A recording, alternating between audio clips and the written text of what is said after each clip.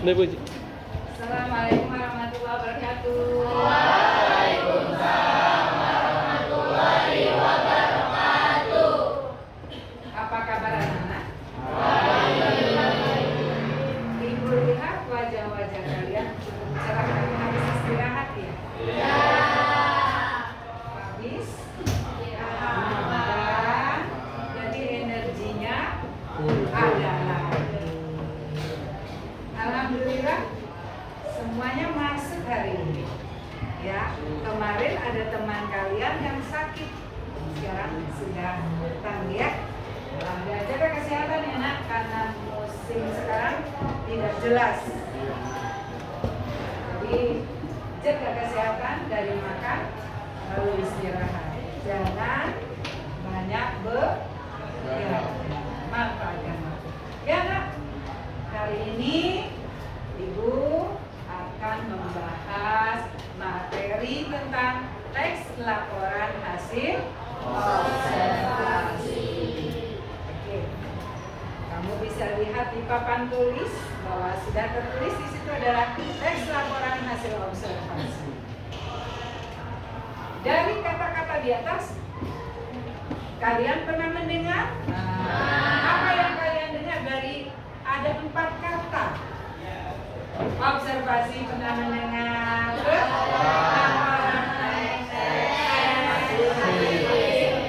Berarti semua sudah lengkap. Kalau laporan itu apa ya?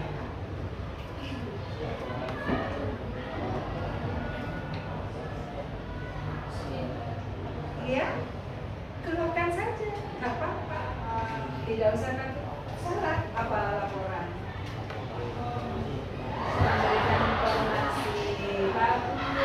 Memberikan informasi itu juga bisa berupa laporan, ya.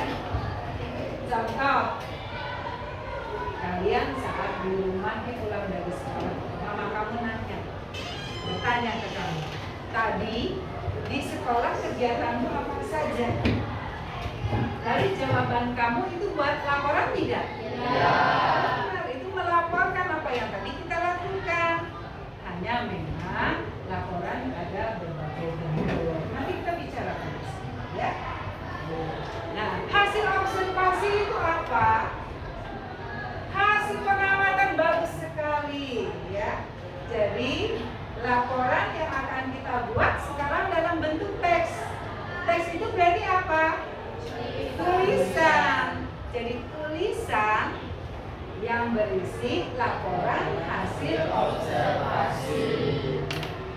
Oke. Secara tidak langsung anak-anakku semua sudah paham apa itu teks laporan hasil observasi. Ya, coba dibacakan.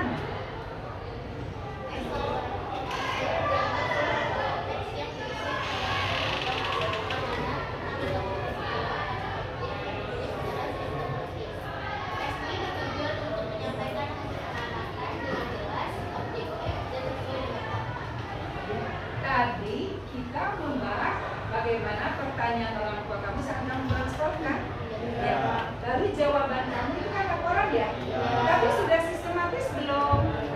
Belum. Nah, ya sekarang kita akan mempelajari tentang teks laporan hasil observasi di mana dibuat dari hasil pengamatan, ya, dan berupa informasi yang disusun secara sistematis, ya. Ada yang mau bertanya? Tidak ada. Baik, kita lanjut, ya. Ciri-ciri teks laporan hasil observasi. Baik, boleh dibaca ciri yang pertama apa? Stop, ya. Menggunakan bahasa yang informatif. Siapa yang bisa menjelaskan apa sih maksud dari konsep kata tersebut?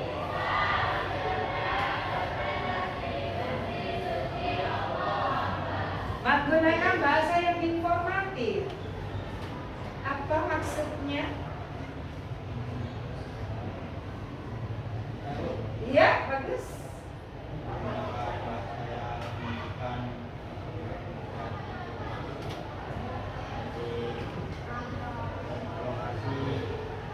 Ya,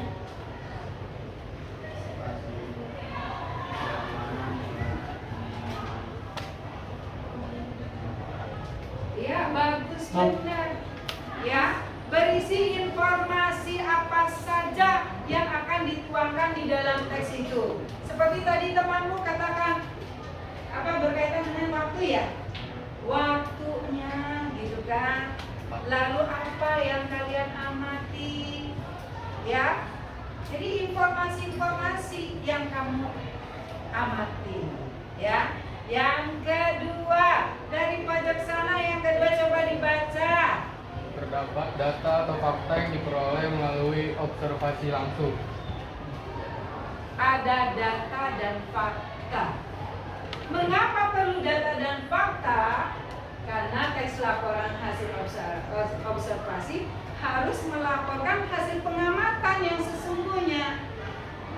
Untuk mengetahui itu adalah benar atau tidak kamu mengobservasi, maka dibuktikan dengan data dan fakta. Data dan fakta itu dari mana? Dari hasil observasi kamu, pengamatan kamu. Ya, baik. Nomor 3, coba dibacakan. Ya, laporan disusun secara logis dan sistematis.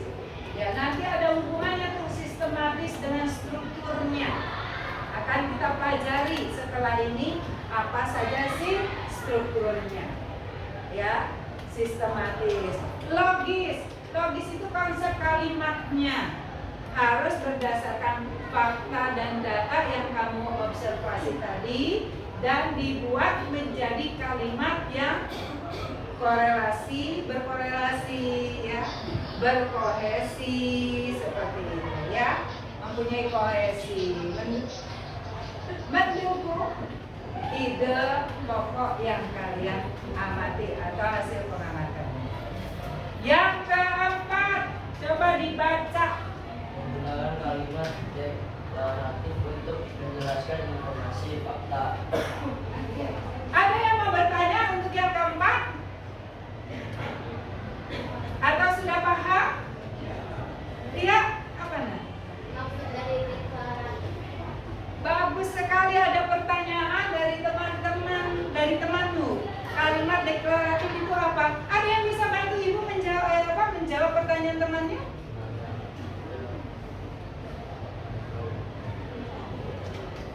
Ada yang bisa bantu? Biasanya deklaratif itu berhubungan dengan definisi di dalam teks laporan hasil observasi. Ya. Deklaratif itu berarti menjelaskan, ya, memberikan penjelasan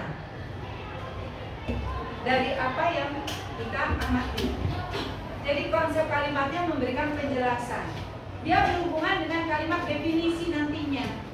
Misalnya, kamu akan mengobservasi tentang burung. Ya, burung pengertiannya apa? Nah, itu. Jadi deklaratif dengan definisi itu korelasi. Ya, oke.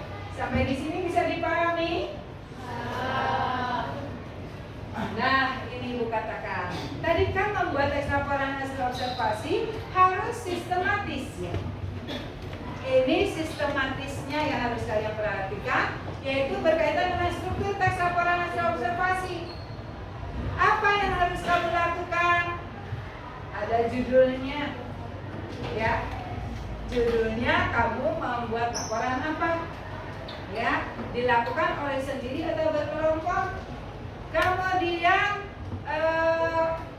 paragrafnya, ya, harus ada 3 komponen. Yang pertama adalah pernyataan umum. Lalu berikutnya Deskripsi manfaat. kita simpulkan berarti di dalam satu teks itu ada 3 komponen dalam setiap teks, yaitu ada pendahuluan, ada isi, dan ada penutup. Jadi pendahuluannya berisi tentang pernyataan umum. Pernyataan umum, jika nanti kamu membuat laporan dari hasil pengamatan kamu, boleh antara 1 sampai 2 paragraf. Ya, tergantung jumlah teks yang kamu buat. Semakin banyak, maka pernyataan umumnya semakin jelas, harus dikembangkan. Ya, untuk kalian nanti, ya nanti pasti ada tugasnya nih di akhir pembelajaran ini. Ya, kalian harus membuat laporan dengan ketentuan pernyataan umumnya minimal 1. Kemudian pernyataan umum berisi apa sih?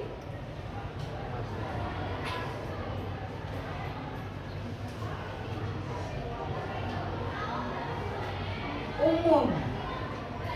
Berarti apa yang mau kamu sampaikan, kamu laporkan, kamu sampaikan baru secara umumnya saja. Mengapa secara umum? Karena itu baru pendahuluan. Jadi intinya pendahuluan itu mengantarkan si pembaca nanti atau si penilai laporan nanti mengetahui, oh kamu mengamatinya tentang apa, di mana, kapan, gitu kan? Hanya sebatas itu saja, belum dijabarkan, belum dijelaskan. Karena penjelasannya ada di paragraf isi yang berisi deskripsi bagian, dan itu harus dikembangkan sesuai dengan apa yang mau kamu laporkan. Ya, misalkan kamu mau melaporkan tentang binatang, misalnya seekor kucing. Misalnya kamu mau mulai dari deskripsi bagiannya ya, Nah ya. Misalnya tentang macam-macam kucingnya, terus bagian macam-macam kucingnya atau jenis-jenis kucingnya. Terus kemudian bagian kedua makanannya, bagian ketiga tentang perawatannya. Jadi setiap paragraf hanya berisi 1 gagasan pokok, tidak boleh lebih dari 1.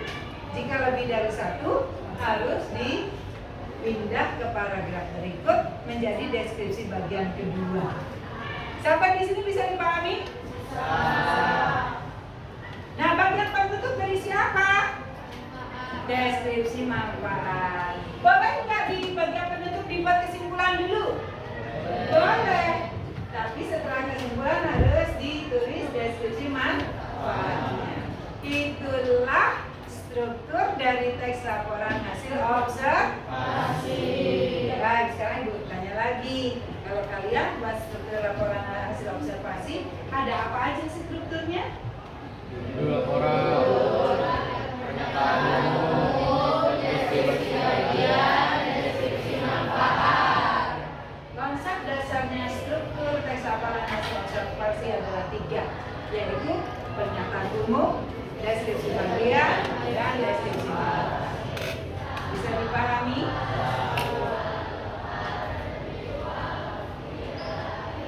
Nah, kalau nanti kamu kan akan Ibu tugaskan ya.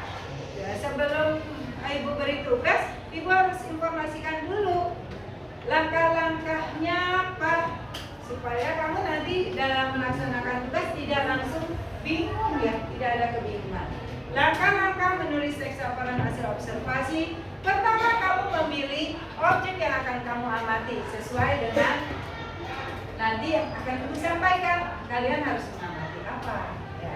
Yang kedua, melakukan observasi dengan cermat. Dan yang tahapan ketiga adalah kalian menulis laporan.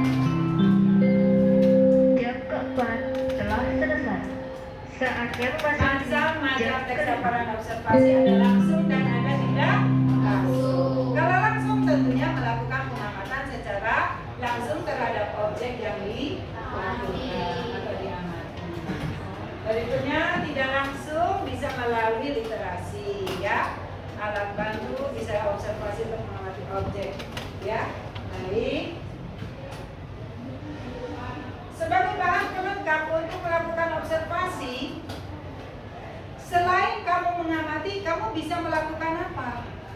yang bisa kamu lakukan supaya laporannya semakin lengkap? Misalkan kamu ke kebun binatang, kamu sudah lihat, lalu kamu ingin tahu sesuatu. Untuk mengetahui sesuatu, caranya bagaimana? Kan sudah mengamati nih. Mencari informasi dengan cara ya, mengidentifikasi. Ya, kita sedang mengidentifikasi dari catatan yang tertulis ya. Biasanya di kebun binatang kan di pagar-pagar ada ya. Tapi di situ kamu ingin membutuhkan data sesuatu, di situ tidak tertulis. Lalu kamu harus bagaimana? Ya? Iya, dengan cara apa? Ya, dengan literasi googling, betul. Selain itu kita membutuhkan orang yang di situ yang mengerti ciri-ciri binatangnya. Petugas, apa yang kamu lakukan dengan petugas? Namanya apa itu? Betul sekali, dengan melakukan wawancara. Bisa mencari sumber informasi itu dengan wawancara. Oke. Baik. Lalu bahasa dalam teks laporan, bahasa yang digunakan dalam teks laporan hasil observasi itu bahasa yang objektif. Ya. Objektif itu bukan mengikuti perasaan, tapi berdasarkan fakta dan data. Ya. Oke. Berikutnya formal. Bahasanya formal, tidak menggunakan bahasa sehari-hari atau bahasa ibu. Lalu menggunakan kata kerja aktif, ya, dan tepat, ya. Seperti itu. Oke, berikutnya. Nah, baik.